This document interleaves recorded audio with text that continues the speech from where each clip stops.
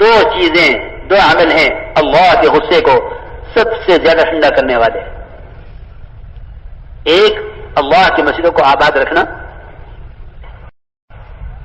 اور دوسرے اللہ کے راستے میں پیدل چلنا. یہ دو عمل اللہ کے غصے کو ٹھنڈا کرنے والے ہیں. جتنے اس کے غصے کے مظاہر دنیا میں اس وقت فسادات میں، زلزلوں میں، طوفانوں میں مختلف قسم کے حالات آ رہے ہیں، اللہ کے غصے کو ٹھنڈا کرنے والے یہ دو عمل ہیں. اللہ کے گھروں کا آباد کرنے والوں کی وجہ سے آنے والے عذاب کو ٹال دیا جاتا ہے جو عذاب آنا مقدر ہو چکا ہے. اور اللہ کے راستے پیدل چلنا اللہ کے غصے کو ٹھنڈا کرنے والا ہے. کیوں؟ اس لیے کہ اللہ کے غصے کا سب سے بڑا مظہر جہنم ہے. جب اللہ کے راستے کی پیدل نقل و حرکت جہنم اس کے لیے حرام کر دی جاتی ہے، تو پھر اللہ کے راستے کی پیدل نقل و حرکت سے جو اللہ کے غصے کے مظاہر دنیا میں ہیں، جو جہنم کے مقابلے میں انتہائی ہلکے ہیں، تو اللہ کا یہ غصہ ٹھنڈا کیوں نہیں ہوگا؟ اس لیے میرے بزرگ دوستوں عزیزوں، میں نے ایک بات سمجھائی ہے کہ امت کے جڑنے کی جگہ مسجد ہے. اللہ نہ کرے ہماری یہ محنت کہیں اس رخ پر نہ چلی جائے کہ نکلے اور ملاقاتیں کی اور بات پہنچائی اور فارغ ہو گئے. نہیں، بلکہ مسجد کیونکہ تشکیل اجتماعی ماحول چاہتی ہے. مجھے اس کی بات یاد آ گئی. ایسا سمجھ لیں کہ تشکیل اجتماعی ماحول چاہتی ہے. اللہ کا تعلق پیدا ہونے کی جگہ اصل مسجد ہے. حضور اکرم صلی اللہ علیہ وسلم نے ہر ایمان والے کو مسجد والا بنایا تھا اپنے ہر مسئلے کے حل کے لیے.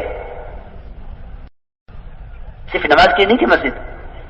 نماز مسجد کا ایک عمل تھا جو ہماری دعوت کے دوران شروع ہو جاتا تھا.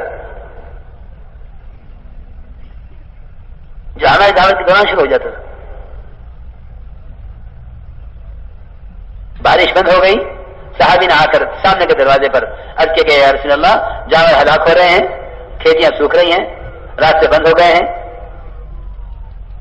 بارش کی دعا کر دیجیے. آپ نے دعا فرمائی. ابھی آپ نے ہاتھ نیچے نہیں کیے تھے دعا سے کہ آپ کی داڑھی سے بارش کا پانی کے قطرے بہ رہے تھے. اگلے جمعہ تک سورج نظر نہیں آیا. اگلے جمعہ صحابی آئے دروازے پر، پھر آ کر عرض کیا کہ یا رسول اللہ، کھیتیاں ڈوب گئی ہیں، مکانات ڈوب رہے ہیں، راستے بند ہو گئے ہیں، اللہ سے دعا کیجیے بارش رک جائے. آپ نے دعا فرمائی. صحابہ فرماتے ہیں کہ ہم نکلے مسجد سے تو دھوپ میں چل رہے تھے. اس لیے ہر مسئلے کا حل مسجد سے متعلق تھا. ایمان سیکھنا ہو، علم حاصل کرنا ہو، اللہ کا تعلق پیدا کرنا ہے، اپنے مسائل کو حل کرانا ہے. حضرت ماما رضی اللہ تعالیٰ عنہ قرض سے تنگ آ کر مسجد میں آ کر بیٹھے. ابو ماما اس وقت مسجد میں کیوں؟ عرض کیا کہ یا رسول اللہ، اتنا قرضہ ہے کہ میں اس کے ادائیگی سے عاجز آ گیا ہوں. آپ نے فرمایا کہ ہم تمہیں ایسی دعا نہ بتلائیں کہ اگر تمہارے اوپر یمن کے پہاڑ کے برابر بھی سونے کا قرضہ ہو، یمن کے پہاڑ کے برابر قرض، تو سارا اللہ تعالیٰ ادا کرا دیں. عرض کیا کہ ضرور فرمائیے. آپ نے فرمایا کہ یہ دعا مانگا کرو، یہ دعا پڑھا کرو. اللہم انی اعوذ بک من الہم والحزن واعوذ بک من العجز والکسل واعوذ بک من الجبن والبخل واعوذ بک من غلبۃ الدین وقہر الرجال. اس دعا کے مستحق صرف اس پر ہوئے کہ مسجد میں آ کر بیٹھ گئے.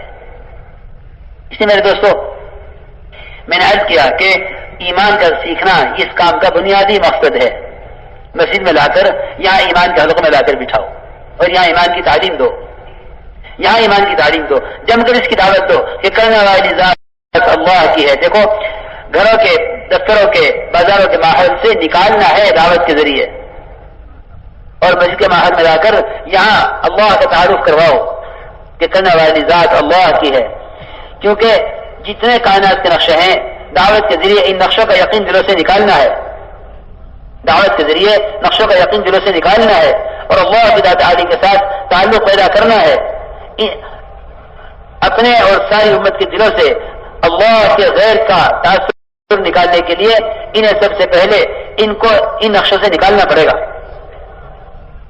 ان نقشوں سے نکالنا پڑے گا. سمجھتے تھے گشت کی حیثیت تو ایسی ہے، گشت کرنے والوں کی حیثیت تو ایسی ہے جیسے کسی ڈوبتے آدمی کو پانی کی تہ میں سے نکال کر لانا یا بھرتی ہوئے آدمی سے لوگوں کو بچا کر باہر نکالنا. ابھی ہمیں مسجد سے باہر کی ظلمتوں کا اندازہ نہیں ہے. اس لیے میرے دوستو عزیزو یہ بات یاد رکھو کہ ہمیں دعوت کے ذریعے لوگوں کو باہر کے ماحول سے نکال کر مسجد کے ماحول میں لانا ہے، کیونکہ اللہ کے تعلق پیدا ہونے کی جگہ یہ ہے. یہاں لا کر ایمان کی تعلیم دو، یہاں مسجد کے ماحول میں لا کر بات کو سمجھاؤ کہ ایمان سیکھنے کی جگہ اصل مسجد ہے. میں عرض کر چکا صحابہ کرام کا معمول، بلکہ مسجد میں ایمان کے حلقوں سے ہی ایمان ترقی کیا کرتا ہے. امام بخاری رحمۃ اللہ علیہ نے تو بخاری شریف میں باب قائم کیا ہے یہ بات سمجھانے کے لیے کہ ایمان کے حلقوں سے ایمان ترقی کرتا ہے، اور بطور دلیل کے معاذ بن جبل رضی اللہ عنہ کا عمل نقل کیا ہے.